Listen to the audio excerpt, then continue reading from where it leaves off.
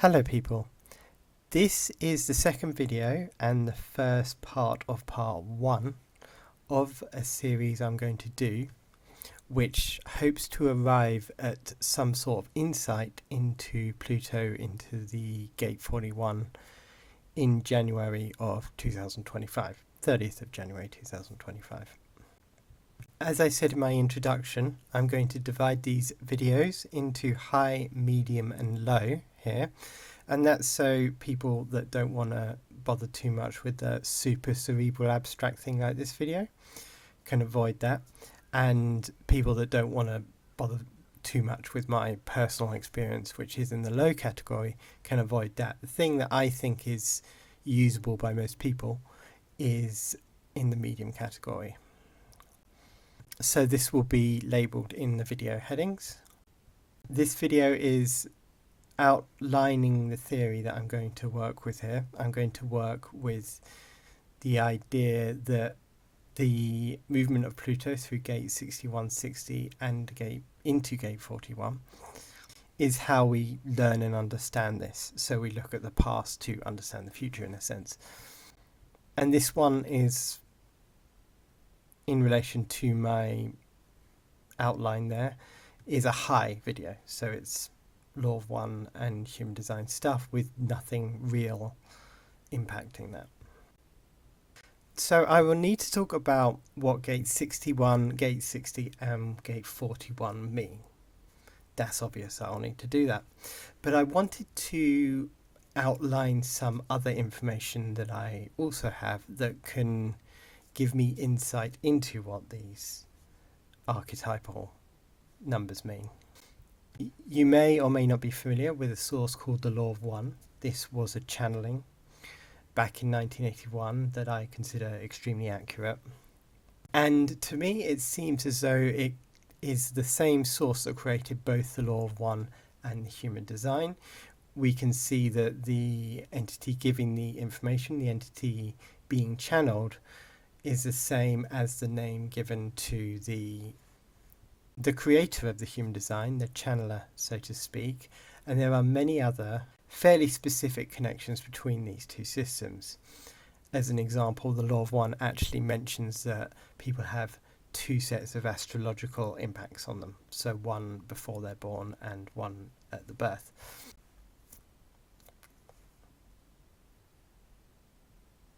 The Law of One, to me, sketched out a lot of the bare bones of how you actually understand the human design, how you can get deeper insights into it.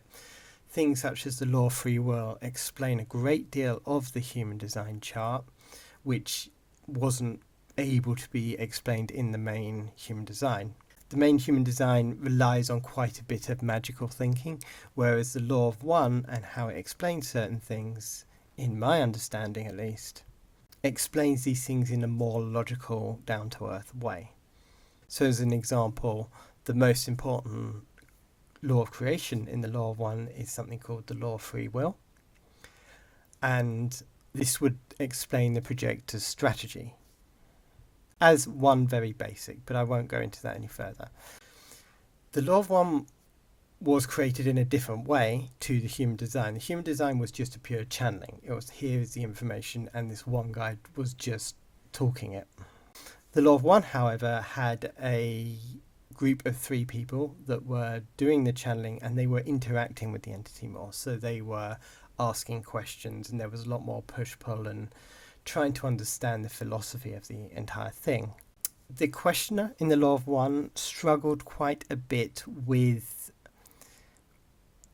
asking the right questions. So the Law of One laid down principles of spirituality in a sense and kind of said, if you ask crappy questions, you will get crappy answers. And they were quite subtle, but quite direct, I think, in saying this is not a good area to go down.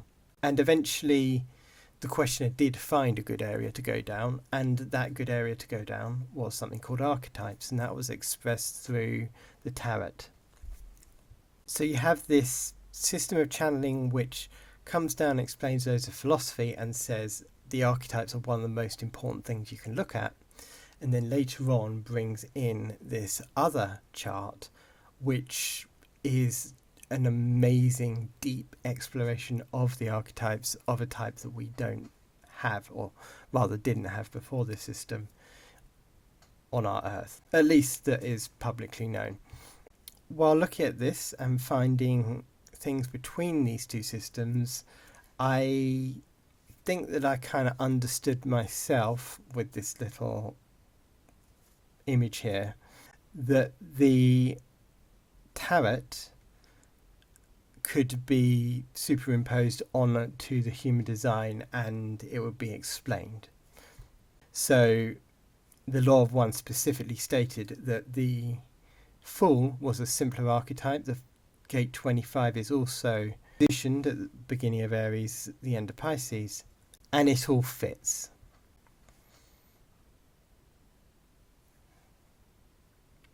So what we have then is we have the Law of One, which has explained these archetypes through the questioning, and we also have the hexagrams that these correspond to.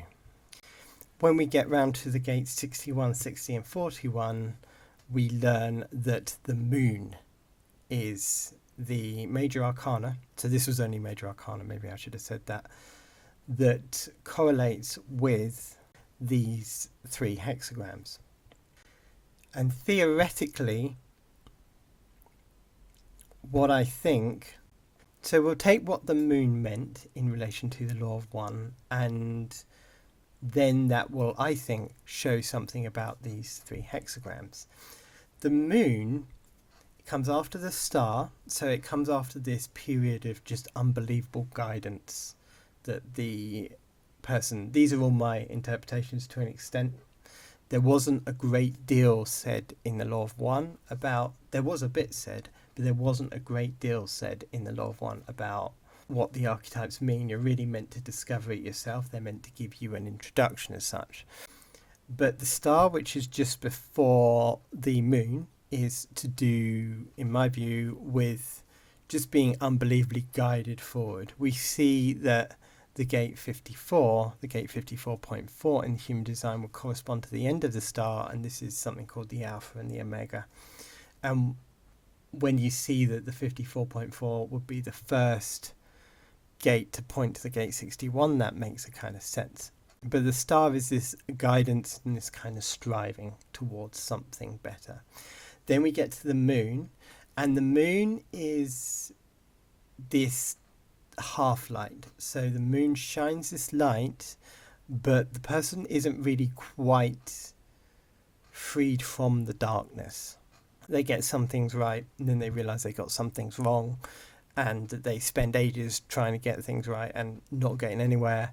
And it's just well, it sounds like a bit of a slog. I don't think it is a bit of a slog, but that's how it sounds.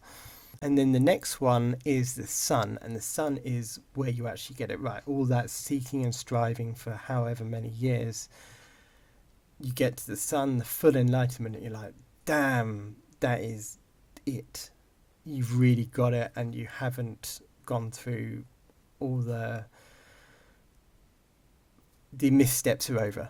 The confusion is over as such.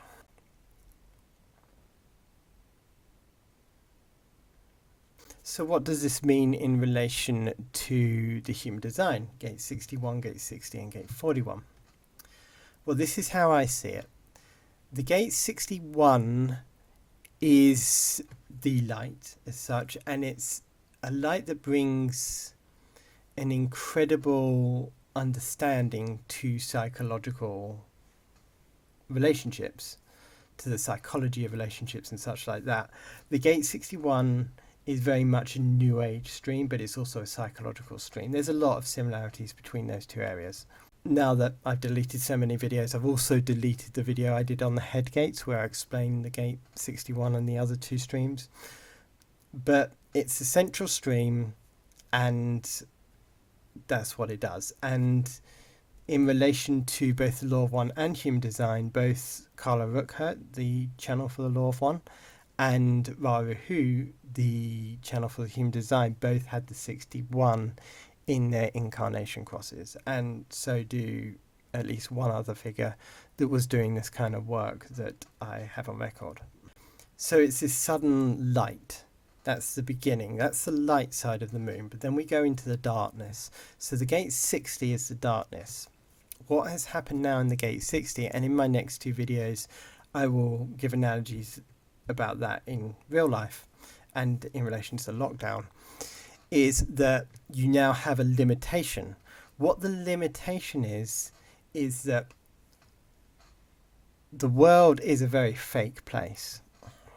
There are a lot of things that don't go right because they were lies to begin with, you know, relationships, friendships, all sorts of things. That's where I think this limitation comes in. First, you have this unbelievable light showing something up, and then the gate 60 comes along and says you can't go back to how it was before. So the money stops, the dates stop, the friendship can't be put together, the family situation can't be put together. There is some very stuck limitation that prevents everything going back to fake again. And so it's very important to have this gate 60 here. If you had the gate 61 and then there wasn't a gate 60 following, if people were allowed, there was an easier gate after that, if people were allowed to go back to all the falsity, then the gate 61 would be irrelevant in a sense. The moon, in my understanding at least, is a compulsive change. It's not a negotiation.